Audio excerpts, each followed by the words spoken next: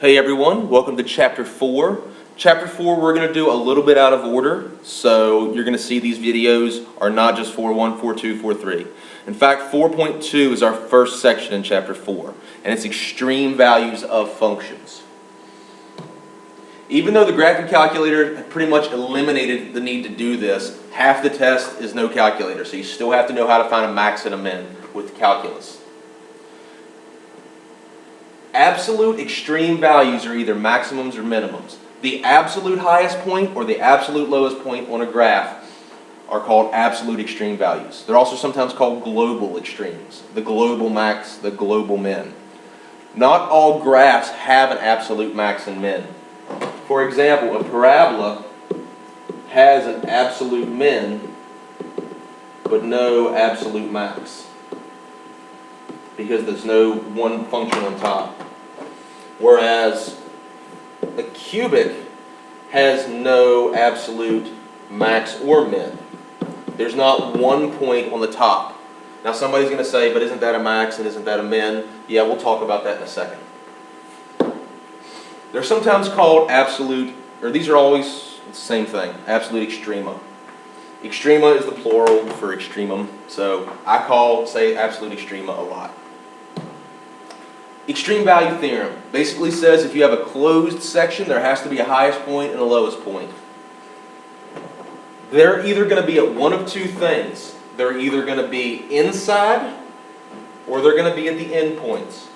So on this one, I have a max and a min, and they're both inside the function.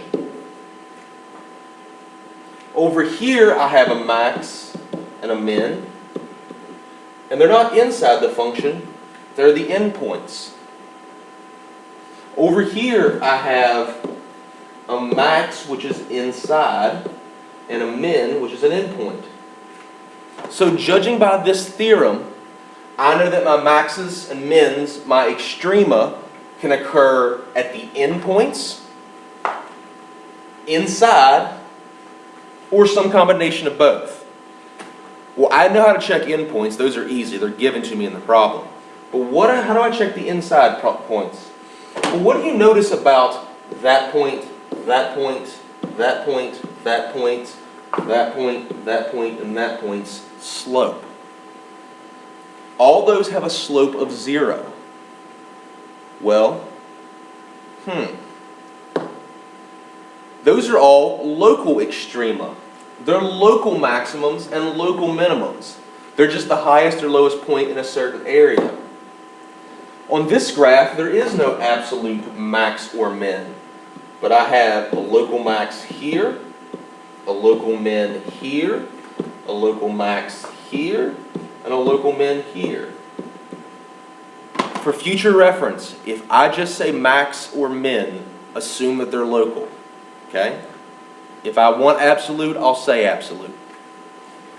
Yet again, what do you notice about the slopes of these things? The slope for all of these is equal to 0. What's another definition for slope in calculus? Derivative. All of those happen where the derivative is 0, which is the big important idea. Those are called critical points. Critical points. Critical points.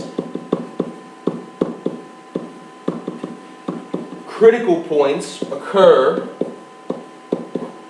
when the derivative is 0.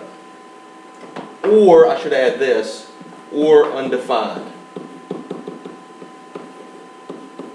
What 3 points are undefined but continuous? A corner, a cusp, or a vertical tangent. Okay?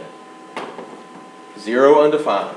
So how am I going to find my max and mins? I'm going to check the endpoints, and I'm also going to check where the derivative is 0, or undefined. Okay? All critical points happen when the function is 0 or undefined, but it doesn't work backwards. A max or a min is where the derivative is 0 or undefined. But not all 0 or undefined critical points are maxes and mins. You'll see an example of that in a second. Let's find the critical points on the function. And we're also going to find the max and min. Well, let's take the derivative. F prime equals 2/3 x to the negative 1/3. That's 2 over 3x to the 1/3, and I'm going to set that equal to 0.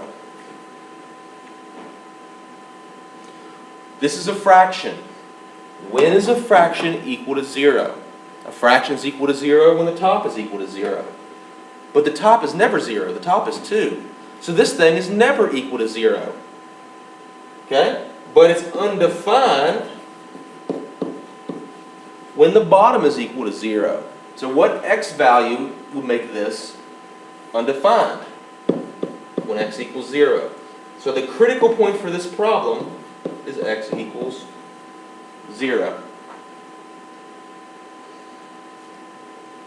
What if I wanted to find the absolute maximum and the absolute minimum without a calculator or without graphing it? Well, I know that the absolute max and the absolute min occur at one of two places. They occur at the endpoints, which are negative 2 and 3, or they can occur at the critical point, which is 0.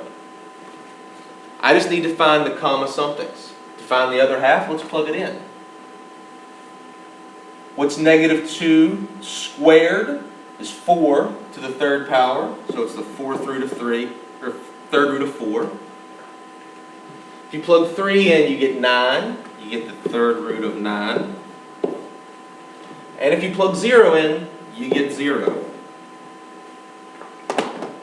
One of those is going to be a max, one of them is going to be the min, and one of them is going to be neither. Which of those three y values is the highest point? I know you don't know what these numbers are, but which of those is bigger? Cube root of 9 is the biggest, so this is the max point. That is the absolute maximum in that function, from negative 2 to 3. Of these three y values, which is the smallest? 0. That is the absolute min in that function. So in this function, the max occurred at the right endpoint, and the minimum occurred at the critical point. Okay? This is going to be a little breakdown of what I just did. We're going to find the derivative of the function and where the derivative is 0 or undefined. Those are the critical points. That's the first thing I did right here.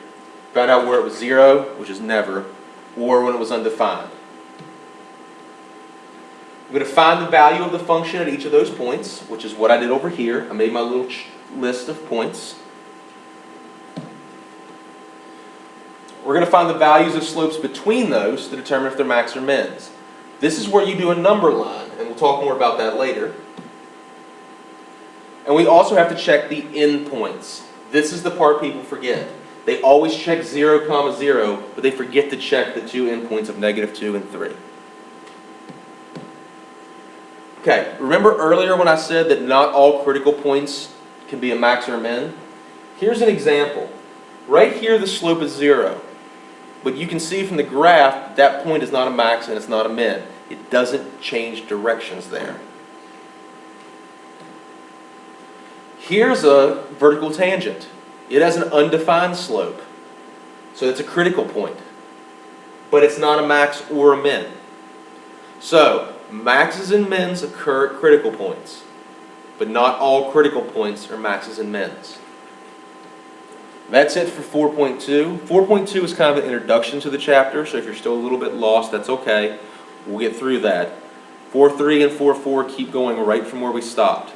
The big things I want you to take from this are critical points are where the slope is 0 or undefined, so take the derivative, set it equal to 0, or see where it's undefined. And if it wants an absolute max or min, check your endpoints, not just your critical points. As always, guys, come talk to me if you're lost. Thank you.